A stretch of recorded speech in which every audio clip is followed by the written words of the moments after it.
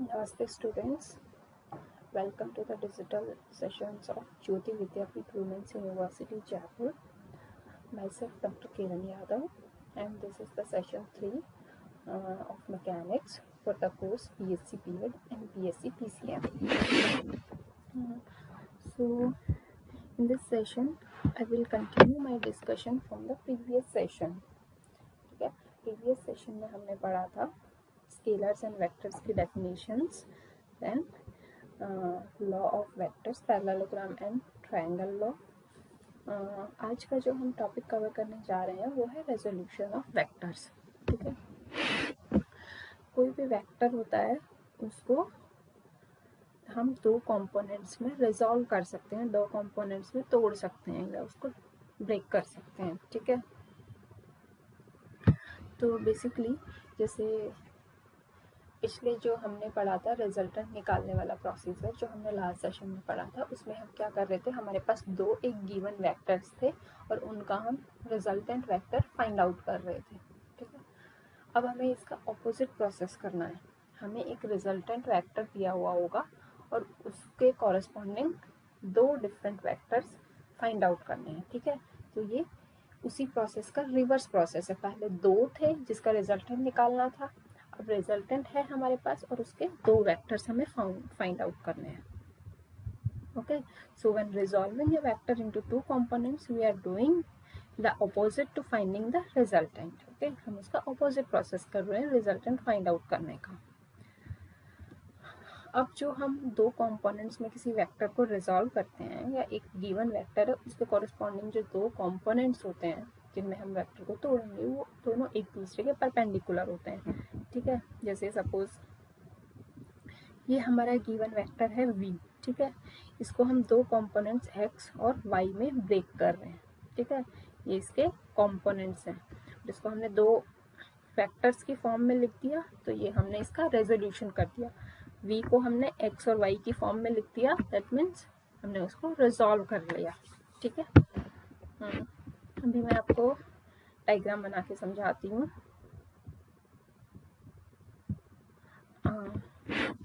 Suppose एक person है वो मूव कर रहा है. ठीक है, सपोज ये उसका पाथ है, वो ऐसे ऐसे गया. ठीक है, ये हमारी है x डायरेक्शन और इससे परपेंडिकुलर डायरेक्शन जो है वो है y डायरेक्शन. ठीक है, अब ये इस तरफ मूव कर रहा है, x और y के बीच में जो डायरेक्शन है, ठीक है, उसमें मूव कर रहा है, तो इसका मोशन टू डायमेंशनल है. अगर ये सीधा इधर जाता तो सिर्फ x डायरेक्शन में मोशन होता, सिर्फ अपवर्ड डायरेक्शन में जाता तो सिर्फ y डायरेक्शन में मोशन होता, लेकिन ये कुछ जिगजैग पाथ पे चल रहा है, दैट मीन्स एक्स वाई दोनों में इसका मोशन है. ठीक है, ये है हमारा ये है हमारा x और ये वाला है y. ठीक है, अब अगर हमें देखना हो कि x डायरेक्शन में कितना डिस्प्लेसमेंट हुआ है, ठीक है, और y डायरेक्शन में कितना डिस्प्लेसमेंट हुआ है, तो हम क्या करते हैं, यहाँ से एक परपेंडिकुलर x एक्सिस पे ड्रॉ करते हैं. ठीक है, और देखते हैं ये वाली जो डिस्टेंस है ये कितनी है. ये डिस्टेंस हम चेक करते हैं, वो उसका x डायरेक्शन में जो मोशन हुआ है वो बताता है. ठीक है, और y सिमिलरली अगर हमें y डायरेक्शन में मोशन निकालना हो तो हम y के ऊपर एक परपेंडिकुलर ड्रॉ करते हैं और ये वाली जो डिस्टेंस है वो निकालते हैं. ठीक है, वो जो हमारे और ये डिस्टेंस हमें क्या बताएगी कि y डायरेक्शन में कितना डिस्प्लेसमेंट हुआ है. ठीक है, तो उसका टोटल डिस्प्लेसमेंट क्या था, यहाँ से लेके यहाँ तक ये जो पाथ है इसके अकॉर्डिंग उसका डिस्प्लेसमेंट था. बट इसी सेम डिस्प्लेसमेंट को हम दो कंपोनेंट्स में ब्रेक कर सकते हैं कि x डायरेक्शन में उसका डिस्प्लेसमेंट ये है और y डायरेक्शन में उसका डिस्प्लेसमेंट ये है. ठीक है, तो इस तरह से हमने डिस्प्लेसमेंट को दो कंपोनेंट्स में ब्रेक कर दिया है. तो ये हमने डिस्प्लेसमेंट को रिजॉल्व कर दिया है. डिस्प्लेसमेंट भी चूंकि एक वेक्टर है, हमने डिस्प्लेसमेंट को रिजॉल्व करके x और y दो कंपोनेंट्स की फॉर्म में लिखा है. ठीक है, सेम हियर देखिए, यहाँ पे ये है एक वेक्टर है v जिसको हम x और y दो कंपोनेंट्स में रिजॉल्व करके लिख सकते हैं। ठीक है, अब आप इसका ऑपोजिट प्रोसेस भी देखिए। सपोज अगर आपके पास x और y गिवन होता, ठीक है, v आपको नहीं दिया हुआ होता, x और y गिवन होता और आपको इसका रिजल्टेंट निकालने के लिए बोला जाता, तो क्या करते आप, x और y गिवन है इस तरह से, तो आपने ये पैरेललोग्राम बनाया, ये लाइन और ये लाइन खींची, पैरेललोग्राम बनाया और ये पैरेललोग्राम का डायगोनल बना दिया, तो ये डायगोनल क्या होगा, रिजल्टेंट वेक्टर। ठीक है, तो रिजल्टेंट वेक्टर निकालना और वेक्टर्स को रिजॉल्व करना दोनों एक दूसरे के ऑपोजिट प्रोसेस है, ये आपको समझ आ गया होगा। ठीक है, तो इसका ये एक एग्जाम्पल है। ठीक है, तो यहाँ पे एक टेबल है हमारे पास। ठीक है, here we have a table which is pulled by a force of 50 Newton at the 30 degree angle to the horizontal। ठीक है, हॉरिजॉन्टल से 30 डिग्री एंगल पे इसको खींचा जा रहा है, उठाया जा रहा है या पुल किया जा रहा है। ठीक है, इस डायरेक्शन में, ये है इसकी डायरेक्शन। ठीक है, अब अगर हम इस फोर्स जो 50 न्यूटन लग रहा है इस डायरेक्शन में, उसको हम रिजॉल्व करें तो क्या होगा। ठीक है, वो देखते हैं। When resolved, we see that there is the same as pulling the table up with a force of 25 Newton and pulling it horizontally with a force of 43.3 Newton.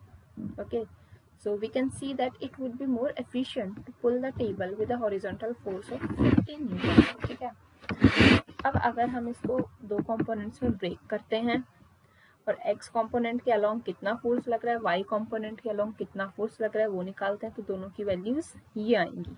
ठीक है, कैसे निकाला ये आपको आगे न्यूमेरिकल्स में क्लियर हो जाएगा। ठीक है, तो अगर हम इसको रिजॉल्व करते हैं तो ये दोनों वैल्यूज आएंगी। तो अब या तो हम इसके ऊपर इस डायरेक्शन में 50 न्यूटन फोर्स लगाएं, ठीक है, इस डायरेक्शन में, या फिर हम इस पे x डायरेक्शन में 43.3 न्यूटन और y डायरेक्शन में 25 न्यूटन ये फोर्सेस लगाएं, दोनों में इस पे इफेक्ट सेम आएगा। ठीक है, ध्यान से सुनना, या तो इसको इस डायरेक्शन में 50 न्यूटन फोर्स लगा दो, पहला केस ये है। दूसरा केस है इसमें ऊपर की तरफ 25 न्यूटन लगा दो और x डायरेक्शन में 43.3 न्यूटन लगा दो, दोनों का इफेक्ट सेम आएगा। क्यों, क्योंकि अगर आप इसका इन दोनों, अगर आप ये दोनों फोर्स लगा रहे हो जो रेड एरो से शो किए हुए हैं, तो इनका रिजल्टेंट क्या होगा, यही आएगा जो 50 न्यूटन दिया हुआ है। ठीक है, अब सपोज आप ये रेड वाले फोर्सेस नहीं लगा रहे हो, ये जो 50 न्यूटन है ब्लैक एरो से शो किया हुआ है, ये आप फोर्स लगा रहे हो, इसको रिजॉल्व करोगे अगर दो कंपोनेंट्स में, तो इसके हॉरिजॉन्टल और वर्टिकल कंपोनेंट्स क्या आएंगे, यही जो x और y की वैल्यूज दिए हुए हैं यही दोनों आएंगे। तो बेसिकली दोनों केसेस सेम है। ठीक है, ये जो कंपोनेंट्स होते हैं इनको एक को हॉरिजॉन्टल कंपोनेंट बोलते हैं और दूसरे को वर्टिकल कंपोनेंट बोलते हैं। ठीक है, हाँ, जैसे ये कोई एक वेक्टर है, इसको दो कंपोनेंट्स में तोड़ा हमने, ये x डायरेक्शन में ये कंपोनेंट माना है और y डायरेक्शन में ये कंपोनेंट है। तो ये वाला जो कंपोनेंट है वो क्या है, अर्थ मतलब पैरेलल कंपोनेंट या हॉरिजॉन्टल कंपोनेंट बोलते हैं इसको, हॉरिजॉन्टल कंपोनेंट। ठीक है, और ये वाला जो कंपोनेंट है जो हॉरिजॉन्टल के परपेंडिकुलर है, इसको हम वर्टिकल कंपोनेंट बोलते हैं, और इन दोनों के बीच में एंगल हमेशा होता है 90 डिग्री। ठीक है, तो हॉरिजॉन्टल कंपोनेंट ये नीचे वाला होता है और वर्टिकल कंपोनेंट इसके परपेंडिकुलर।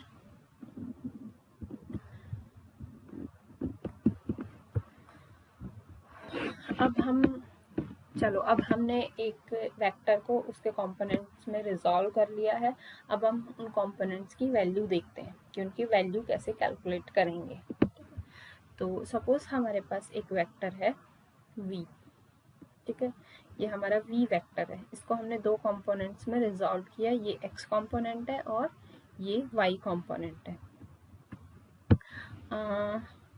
और हमें पता है x और y एक दूसरे के परपेंडिकुलर होते हैं, ये हमने वेक्टर्स को रिजॉल्व करने की प्रॉपर्टी पढ़ी है।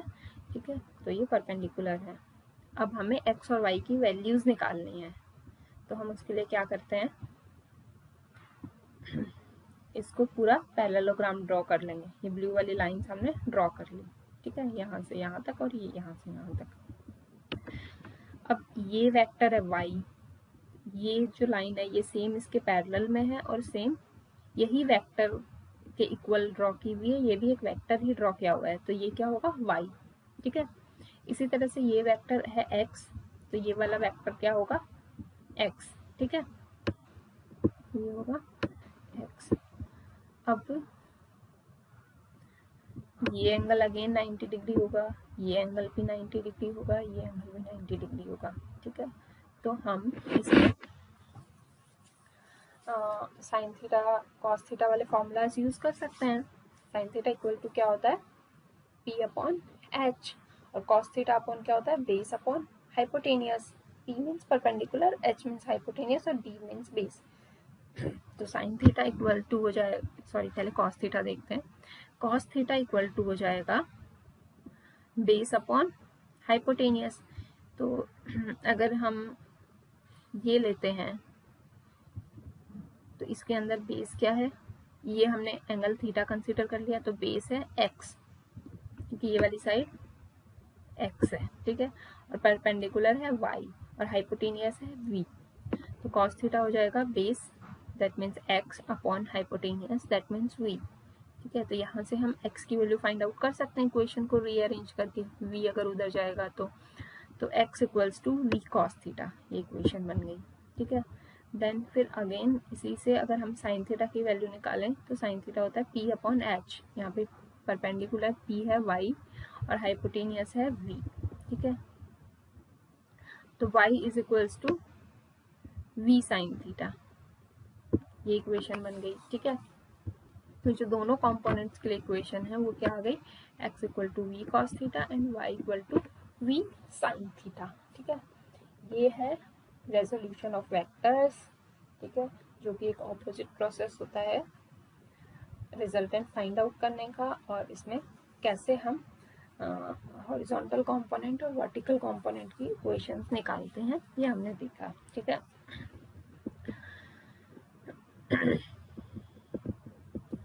ठीक है, तो ये स्लाइड सेम है, हाँ।